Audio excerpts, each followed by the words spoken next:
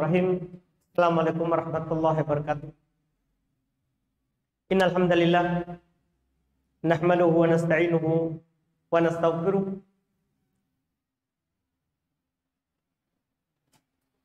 wa na'udzu billahi min shururi anfusina wa min sayyiati a'malina. May yahdihillahu fala mudilla lahu wa may yudlil fala hadiya lahu. Asyhadu an la ilaha illallah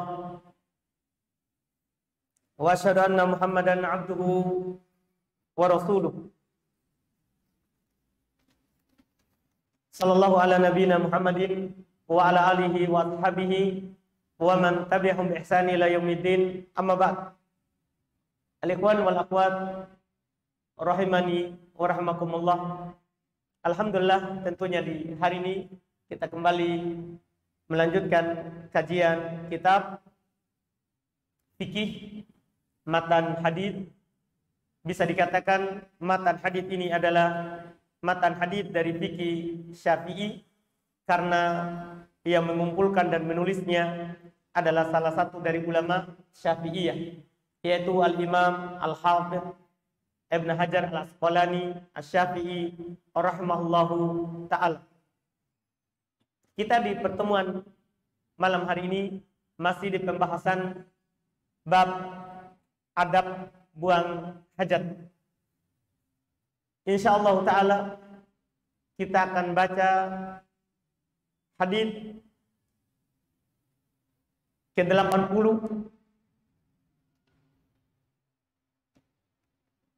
dan 81 insyaallah. Cuman 2 hadits dikarenakan hadis 80 itu banyak sekali sisi periwayatan yang belum sebutkan, tapi yang banyak belum sebutkan itu butuh dijelaskan sanadnya, karena dari beberapa riwayat yang belum sebutkan itu hanya satu yang sahih, yang lainnya adalah dhaif terkait dengan tempat terlarang untuk kita buang air. Tempat yang dilarang kita buang air atau buang hajat di tempat tersebut. Kita baca hadisnya yang ke-80 di hari ini. Kita bertepatan dengan pertemuan ke-32 di majelis kita Bulughul Maram ini. Kata beliau rahimahullahu ta'ala, wa an Abi Hurairah radhiyallahu ta'ala anhu qala Rasulullah sallallahu alaihi wasallam, ittaqu al-la'inaini alladhi yatakhalla fi tariqin nas aw dillihim. Rawahu Muslim. Allah ta'ala anhu qala al-mawaridu walatu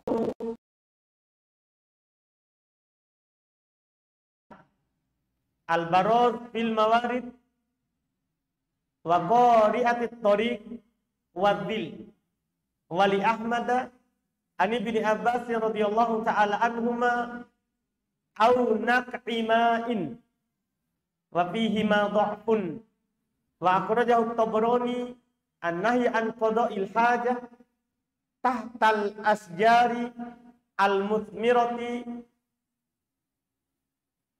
wa diffatin naharil jari min hadits Ibnu Umar bi sanadin dhaif. Ini kalau kita lihat ada 4 periwayatan yang belum sebutkan, hanya untuk menjelaskan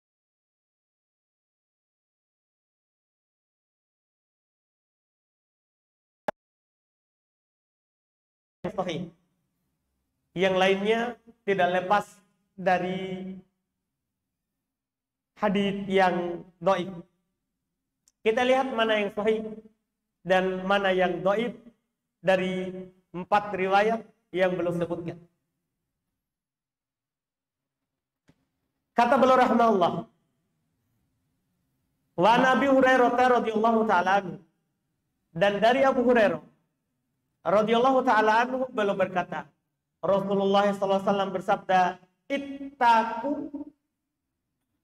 takutlah kalian, hindari al-la'inain, dua yang dilaknat. Pertama, alladzi yatakhalla fi tariqin nas, yang buang air di jalan umum, audillihim, atau tempat bernaungnya mereka. Rawahu Muslim. Ini sahih, diriwayatkan oleh Imam Muslim rahimahullah. Lafaz yang pertama ini, ittaqul la'inain, takutlah kalian dari dua yang terlaknat, yaitu buang air di jalanan umum atau buang air di tempat orang bernaung atau berlindung. Ini riwayat Imam Muslim, tentunya sahih. Wazada Abu Daud an Mu'ad, itu tadi riwayat Muslim dari Abu Hurairah. Dan ditambah oleh Imam Abu Daud, tapi dari Mu'ad Ibnu Jabal radhiyallahu taala anhu, belum berkata al-mawarid, ditambah tempat yang ketiga. Al-mawarid, yaitu di mata air, tempat orang ambil air. Walabduhu, dan lafadznya, jadi lafadznya ittaqul mala'in, takutlah kalian dari tiga yang terlaknat.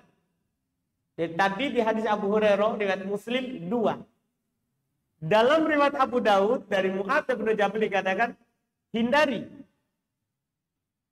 tiga yang dilaknat. Al-baros fil mawarid, itu yang pertama, buang air di tempat sumber air, tempat orang mengambil air ataupun hewan minum di situ. Itu yang pertama. Yang kedua, waqari'atit thariq, di jalannya, di tengah jalan manusia, wadil, dan di tempat bernaung atau berlindung atau tempat berteduh, tempat singgah dari manusia. Ini riwayat kedua. Riwayat kedua ini dengan lafaz tiga, yang mana diriwayat Imam Muslim dengan lafaz dua. Apa kedudukannya? Riwayat ini adalah riwayat Imam Abu Daud seperti yang disebutkan oleh penulis.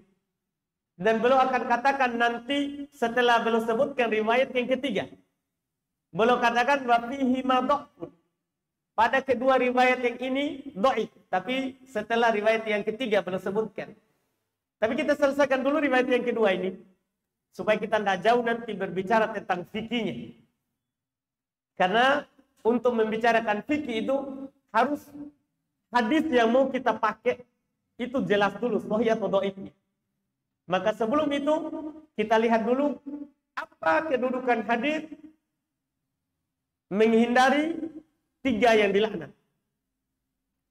Ini hadis riwayat Imam Abu Daud sebagaimana yang disebutkan oleh penulis rahimahullah, tapi di dalam sanadnya ada rawi yang bernama Abu Sa'id Al-Himyari. Rawi ini dia adalah rawi yang majhul. Itu pertama. Ini Abu Sa'id Al-Himyari, rawi yang majhul. Ditambah lagi dia meriwayatkan hadis ini dari Mu'adz, yang mana dia tidak mendengar dari Mu'adz sama sekali. Berarti ada inqita', terputus sanadnya. Itu sebab kedua. Kalau satu saja sebab tadi cukup bagi kita untuk menolaknya. Tapi ada alasan yang kedua juga. Dia riwayatkan hadis ini dari Mu'adz dan dia tidak mendengar dari Mu'adz. Akhirnya dengan riwayat tambahan ini, tambahan satu tempat, dhaif. Dengan alasan yang kami sebutkan tadi. Dan ini juga didhaifkan oleh penulis sendiri, Al-Hafidz Ibnu Hajar rahimahullahu taala. Kemudian kita lihat riwayat ketiga. Wali Ahmad, ada juga datang dalam riwayat Imam Ahmad. Ani bin Abbas radhiyallahu taala anhuma. Dari Ibnu Abbas radhiyallahu taala anhuma. Ada tambahan au naka ima'in. Atau di tempat sumber air. Sama. Kalau dalam riwayat Imam Abu Daud Al-Mawarid, tempat ya orang ambil air, atau tempat orang minum di sumber air. Kata beliau wa fihi ma do. Kata Al-Hafidz Ibnu Hajar, dua riwayat yang terakhir ini dhaif. Riwayat yang paling terakhir ini beliau katakan tadi riwayat Imam Ahmad, dan memang dia adalah riwayat yang dhaif. Juga ada dua sebab. Sebab pertama dalam riwayat Imam Ahmad ini ada rawi yang bernama Abdullah Ibnu Lahiyah. Antum ini rawi selalu disebut. Kalau mendengar ada sanad hadis, kemudian di dalam rawinya disebut Abdullah Ibnu Lahiyah, atau kadang dibilang Ibnu Lahiyah, karena kadang tidak disebutkan Abdullahnya, maka ketahuilah hadis itu dhaif. Kenapa? Karena Abdullah Ibnu Lahiyah adalah rawi yang sayyi'ul hifdz, rawi yang buruk hafalannya, jelek hafalannya, rawi yang jelek hafalannya, sehingga apalagi di sini dia menyelisihi riwayat Imam Muslim. Di riwayat Imam Muslim disebutkan berapa? Dua. Di dalam riwayat Imam Ahmad ada Abdullah bin Lahiyah di dalamnya. Dia tambah lagi satu. Iya. Benar saja itu masih kita pertanyakan. Karena menyelisih rawi yang lebih kuat, itu sebab hadis itu ditolak. Apalagi memang rawinya ini adalah rawi yang lemah. Dia rawi yang jelek hafalannya. Jangan sampai cuma ada dua.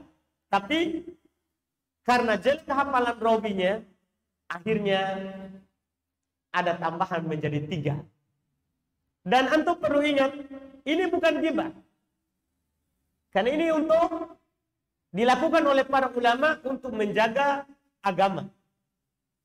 Menjelaskan rawi ini adalah jelek hafalannya, itu dibolehkan untuk menjaga agama. Sama dengan kalau kita sebutkan orang sesat. Kita sebutkan namanya dan kita sebutkan kesesatannya. Itu bukan ghibah. Itu bukan ghibah. Itu kita jelaskan, kita sebutkan supaya umat tidak tertipu dengan apa yang dia ucapkan atau apa yang dia sampaikan. Dan ini adalah torikonya Al-Quran, torikonya Nabi SAW dan para sahabat. Lihat di Quran, ada yang disebutkan nama dan ada juga yang disebutkan ciri dan sifat supaya kaum muslimin tidak ikut. Misalnya disebutkan nama, siapa yang tahu? Yang disebutkan namanya di dalam Al-Quran supaya dijauhi. Yang dijarah ceritanya dalam Al-Quran. Sampai saat ini kita baca. Angkat tangan. Angkat tangan. Yang mau menjawab. Fir'aun. Tapi itu umatnya Musa. Kita mau umat Islam. Abu Lahab. Satu Quran disebutkan dia dan istrinya. Tabbat yada Abi Lahab wa tabb. Tidak ada masalah walaupun dia sudah meninggal. Iya, itu contoh. Demikian pula Nabi SAW, apalagi banyak menyebutkan orang-orang yang memang buruk dan jelek di dalam syariat Islam. Ini dipegang oleh para ulama.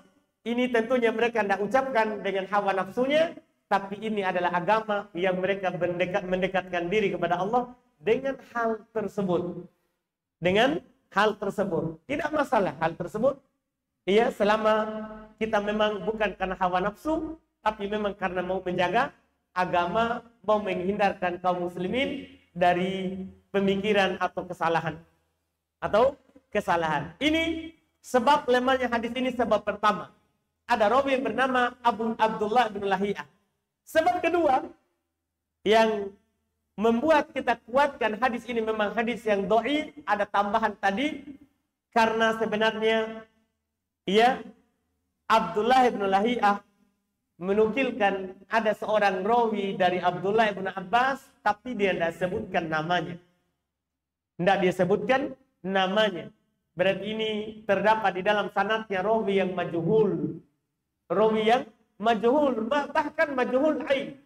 Tidak ditahu orangnya. Ini sanadnya terputus.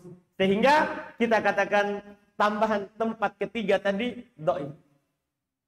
Lihat lagi berikutnya, wa akhraja at-Tabrani. Dikeluarkan juga oleh Imam at-Tabrani. An-nahyu an qada'il hajah tahtal asjar al-mutmirah. Yaitu ada tambahan lagi dalam riwayat Imam at-Tabrani bahwasannya dilarang buang hajat di bawah pohon yang berbuah. Dilarang buang hajat di bawah pohon yang berbuah. Kalau dalam riwayat Imam Muslim kan di bawah pohon yang dipakai untuk bernaung, untuk berlindung. Di sini dibilang pohon yang berbuah. Pohon yang berbuah. Dan kata beliau wadifatin nahril jari. Demikian pula dilarang buang air di pinggir air yang mengalir. Di pinggir air yang mengalir. Ini kata beliau min hadits Ibnu Umar bi sanadin dhaif. Dari hadits Abdullah bin Umar dengan sanad yang dhaif. Betul. Apa yang beliau sebutkan juga ini yang terakhir, riwayat yang keempat, dia adalah dhaif. Karena disebutkan di dalam sanadnya ada rawi yang bernama Miskin Ibnu Bukair dari Al-Auza'i, dari Yahya ibn Abi Katsir, dari Muhammad bin Abdurrahman, dari Jabir bin Abdullah. Miskin Ibnu Bukair, dia sebenarnya hasan haditsnya, tapi dia adalah rawi yang selalu ada wahamnya. Selalu ada waham. Kadang salah dalam meriwayatkan. Kadang salah dalam meriwayatkan. Sehingga hanya satu hadis yang sahih dari apa yang belum sebutkan di sini. Dari apa yang belum sebutkan di sini, yaitu yang ada dalam riwayat Imam Muslim. Cuman semua tadi itu bisa masuk dalam riwayat ini. Kita lihat Nabi SAW katakan, ittaqu al-la'inain. Takutlah kalian hindari dari dua yang dilaknat. Pertama, alladzi yatakhalla fi tariqin nas. Yang buang air di jalan umum. Yang kedua, au fi dillihim. Atau di tempat bernaungnya mereka. Hadis ini bersama riwayat-riwayat yang dhaif tadi itu, beliau ingin menyampaikan kepada kita bahwa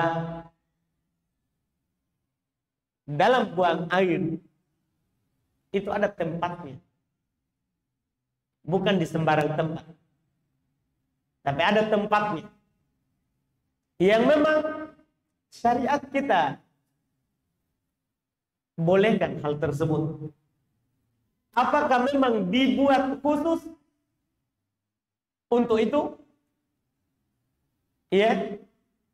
Atau memang tempat itu jauh dari tempat orang berkegiatan. Ya, tempat orang melakukan kegiatan mereka. Semua ini bisa kita ambil faedahnya dari apa yang kita lewati di sebelumnya. Nabi SAW buang air pertama belum di tempat, di bangunan yang memang dibangun untuk buang air. Akan datang juga nanti haditsnya. Nabi SAW pernah buang air di dalam tempat memang disiapkan untuk buang air. Seperti yang disebutkan oleh Ibnu Umar nanti terkait dengan Nabi SAW buang air di tempatnya Hafsah radhiyallahu taala anha, atau di tempat umum tapi yang jauh dari manusia, seperti hadis yang kita ambil di pekan lalu bahwa Nabi SAW belum buang air di luar bangunan dan belum menjauh sampai dikatakan oleh Al-Mughirah bin Syu'bah, hatta tawaru anni, sampai belum menjauh dari, tidak bisa dilihat. Ini yang boleh untuk kita pakai buang air. Untuk pakai buang air. Terus di pertemuan ini kita diajarkan ada tempat yang tidak boleh kita buang air di situ. Dalam hadis riwayat Imam Muslim ini disebutkan 2. Di jalanan umum, ya, ataupun di tempat bernaungnya mereka. Kenapa 2 tempat ini dilarang? Demikian pula tempat-tempat yang belum sebutkan tadi. Tempat pengambilan air, atau di tempat, ya, di bawah pohon yang berbuah, atau di pinggir sungai yang mengalir. Semua ini karena akan terjadi gangguan terhadap orang lain. Coba antum lihat hadis yang sebaliknya ini. Ketika Nabi SAW menjelaskan al-imanu bid'un wa sab'un syu'bah. Ketika belum menjelaskan bahwa keimanan itu ada sekitar 73 sampai 79 cabang. Apa yang dikatakan oleh Nabi SAW? A'laha qaulu la ilaha illallah. Yang paling tingginya kita berucap la ilaha illallah. Wa adnaha, dan yang paling rendahnya imatatul adza anit thoriq. Kita menyingkirkan gangguan di jalan. Itu keimanan yang paling rendah. Sekarang ada orang buang air di jalan. Iya. Apa yang ditunjukkan oleh hal tersebut? Ini perbuatan. Keimanan yang paling rendah adalah kita menyingkirkan gangguan di jalan. Dan gangguan apakah yang besar daripada air yang najis, kencing, ataupun air besar? Itu gangguan. Makanya wajar mendapatkan laknat. Wajar mendapatkan laknat. Karena menyingkirkan gangguan, bahkan duri di jalan, itu masuk keimanan. Sekarang ada orang meletakkan gangguan di situ. Meletakkan gangguan di situ. Ini tentunya bukan ciri dari keimanan. Bukan ciri dari keimanan dan bukan ciri dari orang yang beriman. Makanya wajar mendapatkan laknat Allah Subhanahu wa taala, dijauhkan dari rahmat Allah Subhanahu wa ta'ala. Iya, dijauhkan dari rahmat Allah Subhanahu wa ta'ala karena dia mengganggu kaum muslimin. Mengganggu kaum muslimin, mengganggu orang. Ini di jalan manusia, makanya dilaknat. Dan hal ini disebutkan oleh para ulama rahimahumullah, hukumnya adalah haram. Hadis ini menunjukkan bahwa orang yang buang air di jalan yang sering dilalui oleh kaum muslimin atau manusia secara umum, demikian pula di tempat mereka berteduh, ini merupakan hal yang haram dilakukan. Dan siapa yang melakukannya, maka dia telah jatuh di dalam dosa besar. Kenapa kita katakan ini dosa besar? Karena ciri dosa besar itu diantaranya adalah kalau pelakunya dilaknat. Ciri dosa besar itu kalau pelakunya dilaknat. Ini hukum perbuatan ini. Buang air di jalan itu dosa besar. Iya. Buang air di tempat orang bernaung itu juga dosa besar. Yang lainnya dikiaskan ke sini. Buang air di bawah pohon yang berbuah. sama hukumnya. Karena sama mengganggu orang. Nanti ada buahnya jatuh. Tadinya orang mau ambil, tapi karena sebab talawut, bercampur atau terlumur, tersentuh dengan najis, kotoran, akhirnya itu tidak bisa dipakai. Tidak bisa diambil dan dimakan. Makanya hal ini mendatangkan laknat. Mendatangkan laknat. Karena orang yang berbuat atau melakukan sesuatu ya,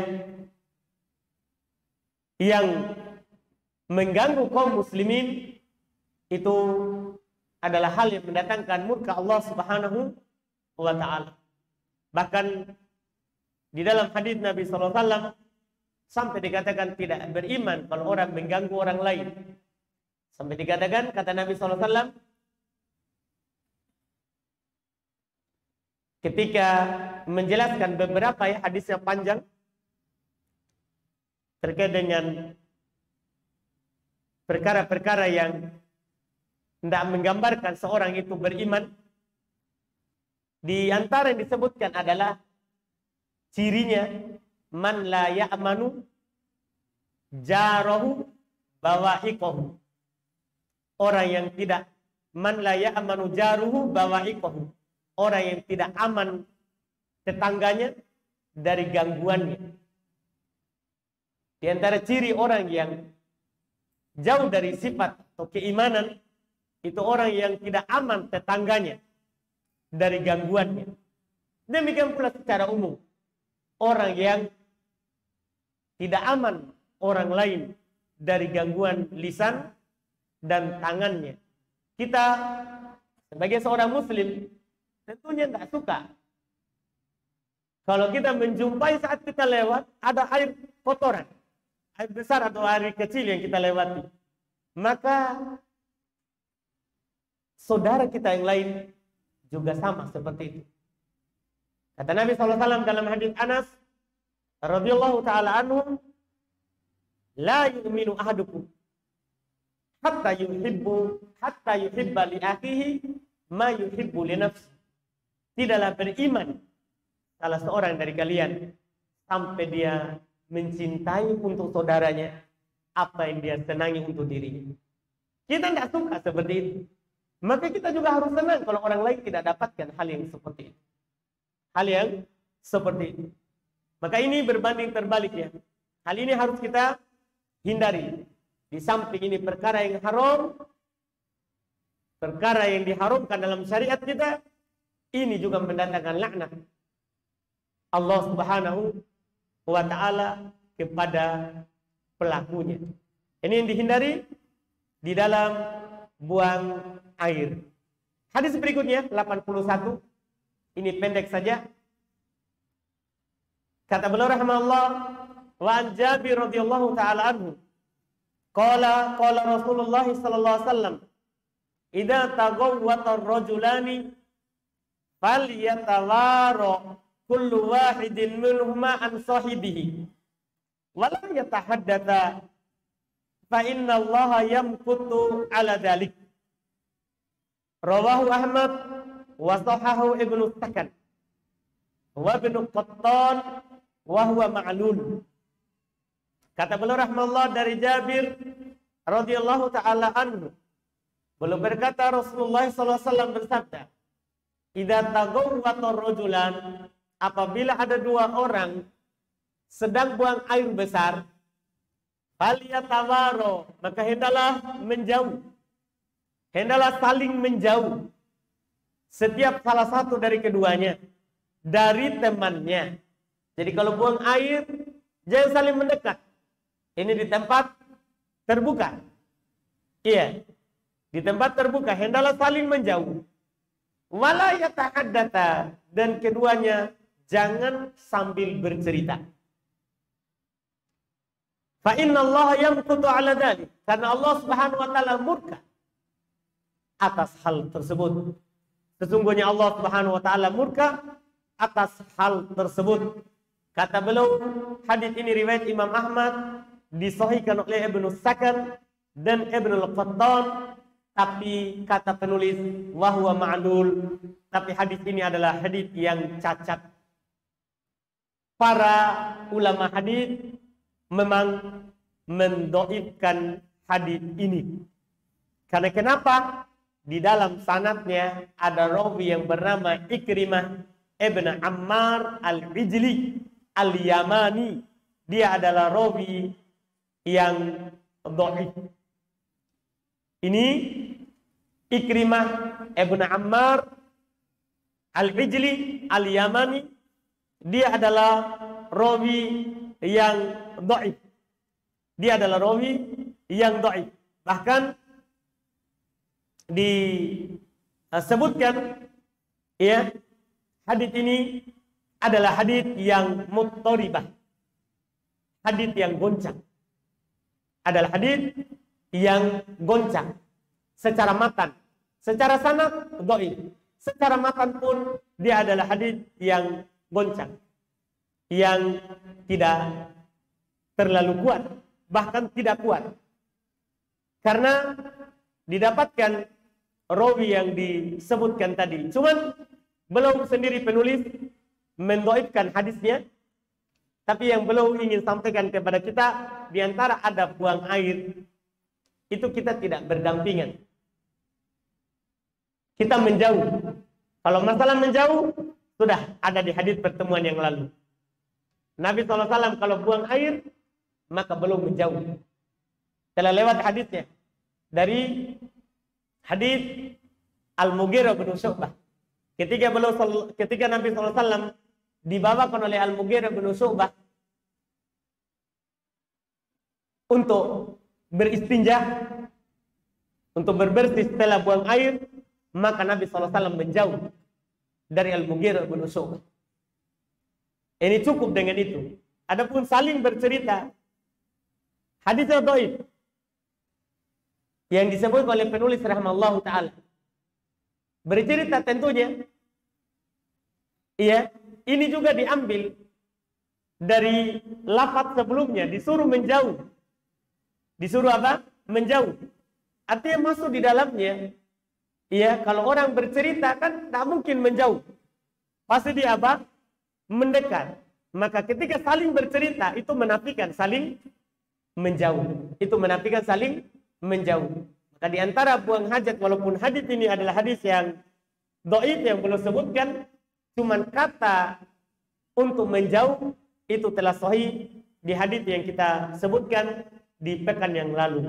Maka adabnya betul kita dalam buang air hendaklah saling menjauh supaya tidak saling melihat aurat antara satu dengan yang lain, antara yang satu dengan yang lain. Dan tak bercerita ini juga diambil dari hadis Nabi SAW yang sahih di jalur yang lain, bahwa Nabi SAW pernah buang air dan ada orang yang bersalam kepada beliau, yang bersalam kepada beliau dengan mengucapkan salam.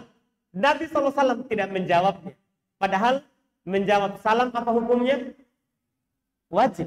Dan itu termasuk hak muslim atas muslim yang lain. Menjawab salam wajib. Bersamaan dengan itu, saat buang air, Nabi SAW tidak menjawabnya. Nah, diambil dari situ, bukan dari hadis ini tadi, bahwa memang kita sedang buang air, itu tidak berbicara. Tidak berbicara. Karena Nabi SAW jawab salam saja, belum tidak lakukan.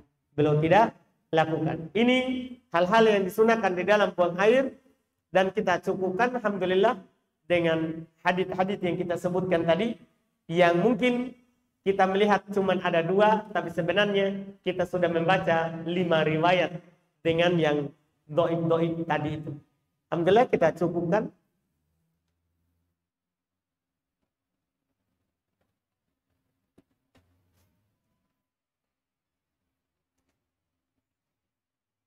Ini ada amplop, isinya di luarnya harap didahulukan.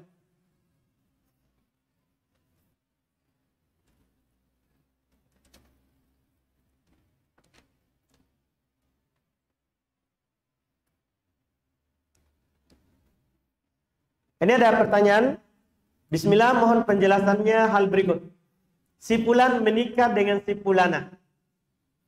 Alhamdulillah, berjalannya waktu mereka berdua bisa membeli rumah. Tapi qadarullah, si istri mendahului meninggal tanpa meninggalkan seorang anak.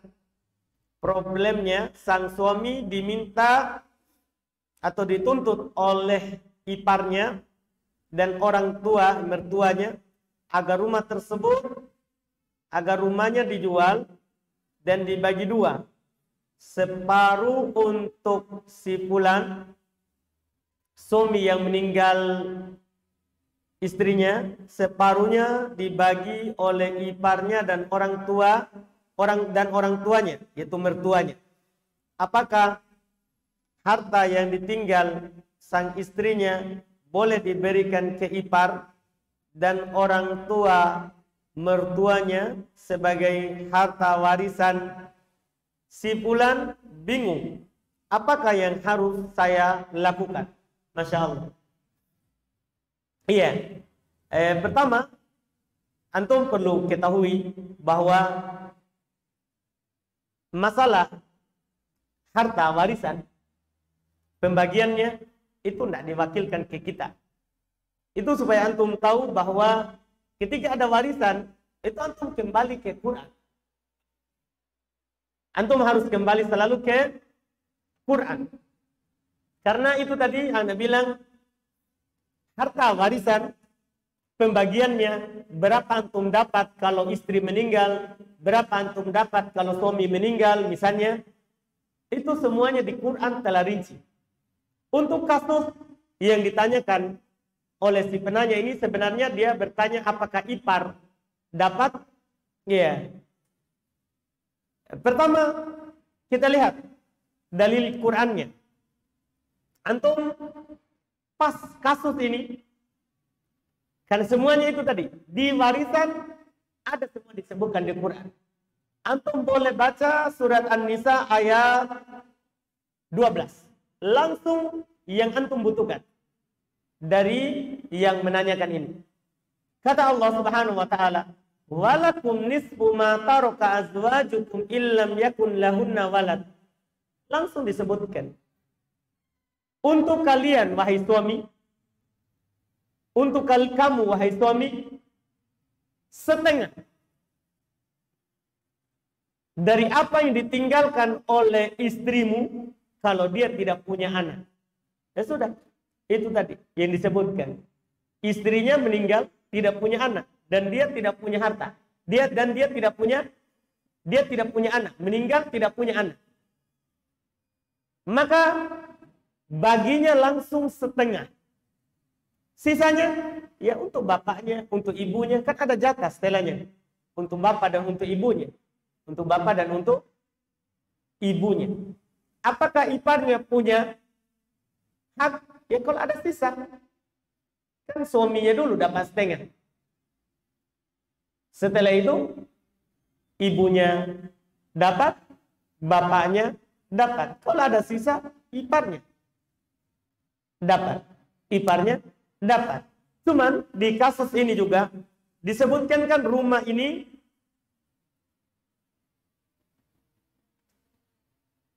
dia dapat berdua ya. Kalau dia usahakan berdua, itu bukan hak istri semuanya. Kalau didapat berdua, berarti ada hak usaha bersama. Ini tadi itu pembagian disebutkan itu kalau memang punyanya istri, memang hartanya apa? Istri. Adapun kalau diusahakan bersama, istri juga berusaha, suami juga berusaha, maka dilihat berapa saham masing-masing keduanya, berapa sahamnya, berapa usaha yang sama-sama dimasukkan. Baru dibagi, ya punya suami punyanya, kemudian dia dapat juga warisan dari punya istrinya. Itu yang dibagi, bukan satu rumahnya. Bukan satu rumahnya. Jadi dilihat juga ini kasusnya bagaimana. Apakah memang rumah itu punya istri? Atau sebelumnya dia memang jadikan mahar misalnya. Kan biasanya orang jadikan mahar untuk istrinya tanah atau rumah. itu kan jadi punya istri. Jadi punyanya apa? Istri. Itu dilihat lagi. Dilihat lagi. Wallahu a'lam.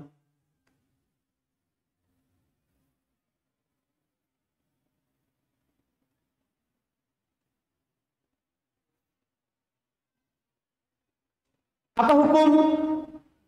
Saya sendiri ngeri sekali ini pertanyaan. Apa hukum mendengarkan musik DJ dan menonton perempuan joget-joget yang kelihatan auratnya? Iya. Itu musik disepakati akan haramnya. Antum tidak lihat saja ridho terhadapnya, antum jatuh dalam dosa. Karena orang yang ridho terhadap dosa sama dosanya dengan orang yang melakukan dosa itu. Jangan menontonnya, melihatnya. Ridho saja. Dengan dosa sama dosanya dengan pelaku langsung. Iya, apalagi sambil menontonnya. Ya dinonton juga perempuan yang terbuka auratnya, naudzubillah. Tentunya dosa, tidak diragukan. Dosa tidak diragukan.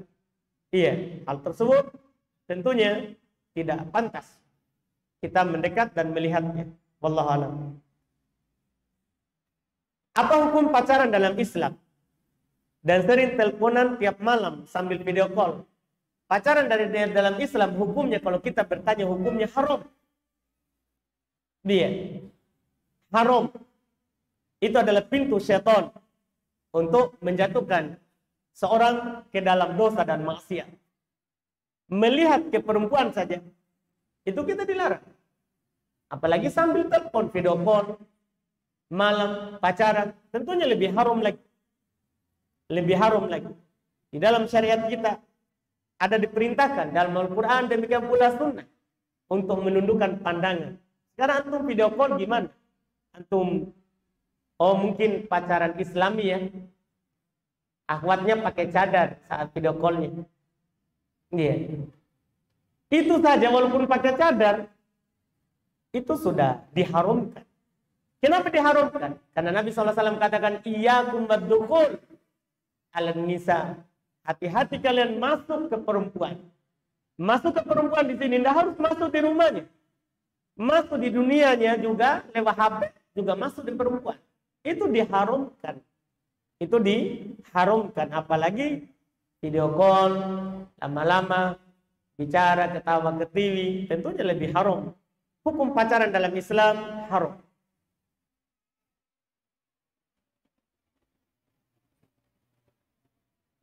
Ustadz, di kerjaan saya sering melihat aurat teman saya. Dan ketika saya tegur, dia hanya berkata, kita kan sesama jenis. Apakah sesama jenis bisa memperlihatkan auratnya? Iya. Iya. Sesama jenis, apakah bisa memperlihatkan auratnya? Tidak. Tidak. Walaupun sesama jenis. Aurat itu adalah hal yang wajib ditutup. Yang wajib ditutup. Bahkan pernah datang dalam hadits Nabi SAW. Nabi mengatakan, "Gokti fakida." Tutup pahamu. Padahal di sesama lelaki. Nabi katakan, tutup pahamu. Iya. Nabi perintahkan untuk menutup. Dan Nabi juga SAW belum menutup auratnya. Belum menutup auratnya. Walaupun sesama jenis. Walaupun sesama jenis. Yang namanya aurat wajib ditutup. Yang namanya aurat wajib ditutup. Kemudian pertanyaan berikutnya, apa hukum kencing sambil berdiri? Hukum kencing berdiri tidak mengapa. Boleh. Iya. Karena Nabi SAW pernah kencing berdiri. Nabi SAW pernah kencing berdiri. Dalam hadis yang sahih. Walaupun asalnya ya adabnya orang kencing duduk. Tapi apakah boleh berdiri? Boleh. Boleh. Bahkan dalam fikih Syafi'iyah, mereka membicarakan mana yang utama, kencing berdiri atau duduk, atau kencing jongkok. Mereka bicarakan Yang mana kesimpulannya tergantung landasannya. Tergantung tempat mendaratnya itu kencing. Kalau tempat mendaratnya aman dari percik balik, misalnya di tanah, tanahnya lembek, maka aman berdiri. Kalau akan dikhawatirkan akan percik balik ke pakaian, ke badan kita, maka lebih utama duduk. Lebih utama duduk. Itu wallahu a'lam.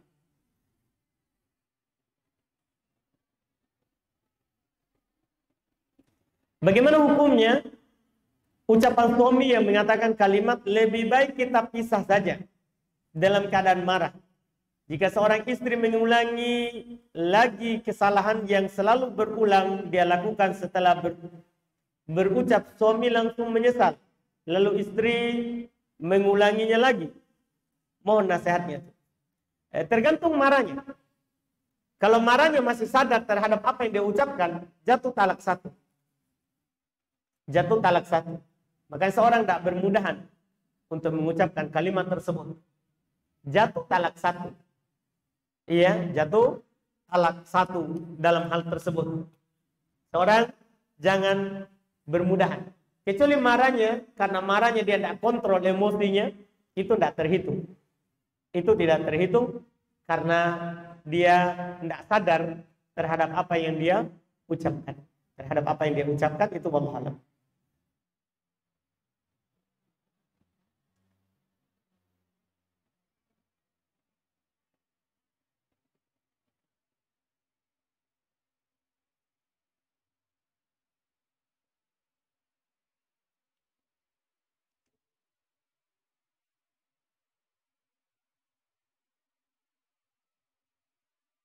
Ini ada pertanyaan, anak itu tergadaikan dengan akikahannya. Apakah kita boleh mengakikahkan anak yang sudah meninggal? Tidak ada tuntunannya, tidak ada sunnahnya. Dan dinukil dari Nabi SAW dan para sahabat untuk mengakikahkan anak yang telah meninggal. Apabila sudah lewat dari hari ke-7, dia setelah lahir. Dia setelah lahir. Yang para ulama bicarakan itu, kalau dia lahir kemudian sempat menangis, sunnah kita akikahkan hari ke-7-nya. Adapun kalau sudah lama lewat dari hari ke-7 tidak sunnah lagi. Tidak sunnah lagi. Wallahu a'lam.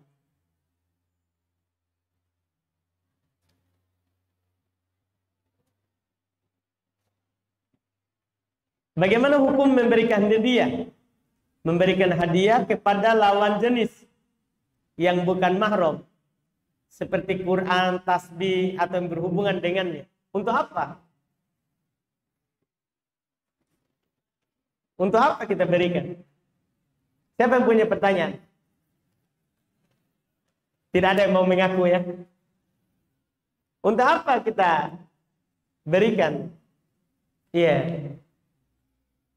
Untuk ta'aruf ya, ta'aruf pakai pengurus. Bukan langsung. Iya. Ta'aruf pakai pengurus. Kalau memang mau, ya, kalau hanya untuk memberikan hadiah, sekedar mau mengucapkan Assalamualaikum ukhti, itu buaya darat, hati-hati. Iya. Kalau ada yang seperti itu, akhwat, sebaiknya jauhi. Itu bahaya. Itu bahaya. Iya.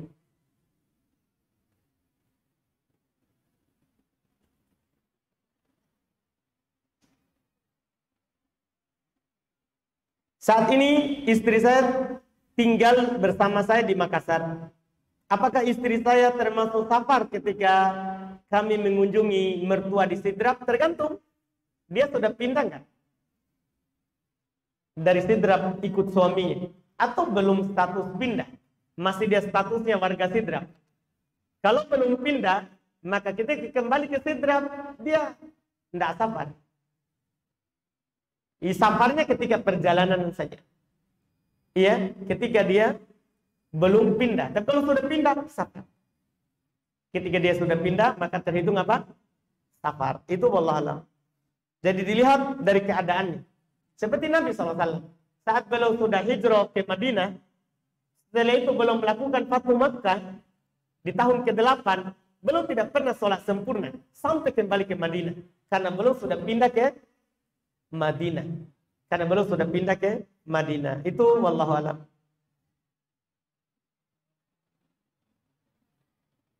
Ini ada pertanyaan, mana yang harus kita pilih ketika kita masbuk, tapi tidak sempat membaca surat Al-Fatihah? Apakah tetap dihitung 1 rakaat atau tidak? Tergantung. Para ulama membahas kita dapat imamnya saat kapan. Kalau saat berdiri, maka ketika tidak mendapat Al-Fatihah, ini dalam madhab Imam 4 tidak dianggap dapat. Kalau saat kita dapat berdiri tapi tidak dapat Al-Fatihah, tidak baca, ini tidak dapat. Dalam madhab Imam 4 seperti itu.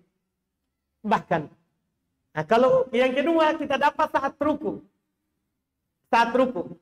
Dalam madhab imam yang 3 selain Imam Syafi'i tidak dapat. Selain Imam Syafi'i tidak dapat. Karena mereka berdalil dengan dalil umum, la sholata liman lam yaqra bi Fatihatil kitab. Tidak ada sholat bagi orang yang tidak baca Al-Fatihah. Tapi Imam Syafi'i berpendapat lain. Belum berpendapat kalau dapat saat imam ruku dianggap dapat.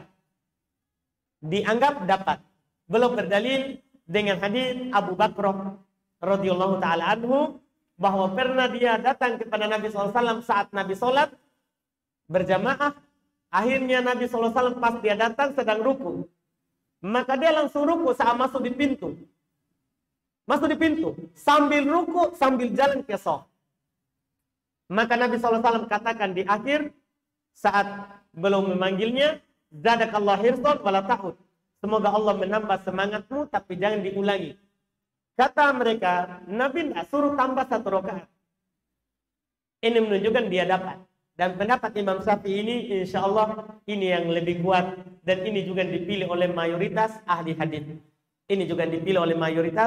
ahli hadis.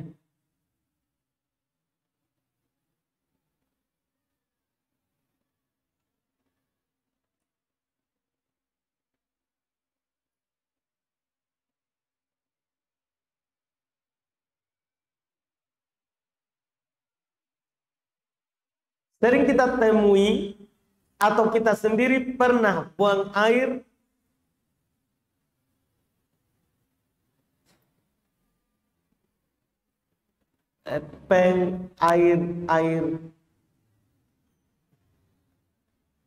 apa ini saya tidak bisa baca, menggunakan wadah seperti botol.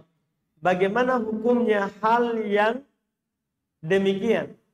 Kenapa kita melakukan? Kenapa buang di botol? Tidak ada tempat lain. Tidak dapat tempat. Luasnya bumi, Pak. Nah, iya.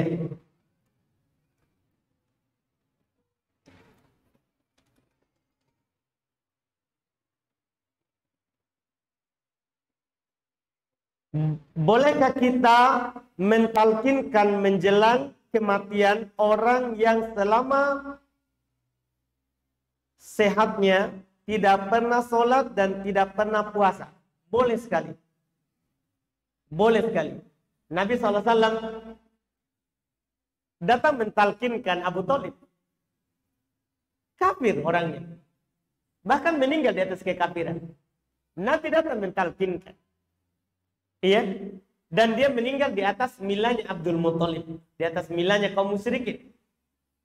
Demikian pula Nabi SAW datang mentalkinkan seorang anak muda dari Yahudi. Dan alhamdulillah dia juga taat kepada Nabi SAW. Setelah menanyakan kepada bapaknya hal tersebut, yang menggambarkan bahwa taat di Abul Qasim Nabi SAW dan orang anak itu mengucapkan syahadat. Nabi katakan, alhamdulillah yang telah menyelamatkannya dari api neraka. Ini sunnah mentalkinkan. Jangan orang Islam yang tidak sholat atau tidak puasa, kafir pun sekalipun, boleh kita datang mentalkin. Kalau dia lagi sakratul maut. Ini ada pertanyaan berikutnya. Bagaimana posisi tangan saat masbuk? Sementara imam sudah sujud. Apakah takbiratul ihram terlebih dahulu lalu tangan bersedekap dan sujud, ataukah takbiratul ihram terlebih dahulu lalu langsung sujud? Jazakumullah khairan. Hal tersebut yang wajib pertama takbiratul ihram, apakah tangan bersedekap dulu atau tidak? Tidak dinukil dari Nabi SAW. Tidak ada penukilan dari Nabi SAW. Yang sahih hal itu hanya dinukil dari Abdullah bin Umar, bahwa beliau sebelum melanjutkan belum bersedekap dulu baru lanjut. Nabi kita Muhammad SAW hanya katakan, wa ma adraktum fasallu. Apa yang kalian dapat langsung. Jadi langsung Allahu Akbar, langsung ikut, tidak apa-apa. Tidak dinukil dari Nabi belum bersedekap dulu. Ini wallahu a'lam.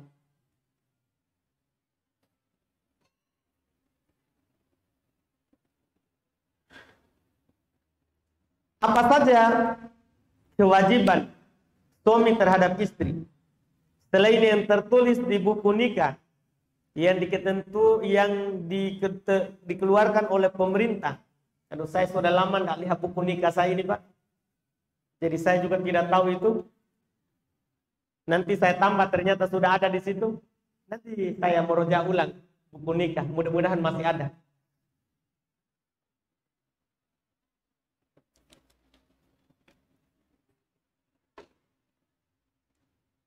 Habis waktu? Habis? Baik. Alhamdulillah. Kita cukupkan. Alhamdulillah, mudah-mudahan bermanfaat. Insyaallah kita lanjut lagi di pertemuan akan datang. Subhanallah. Assalamualaikum warahmatullahi wabarakatuh.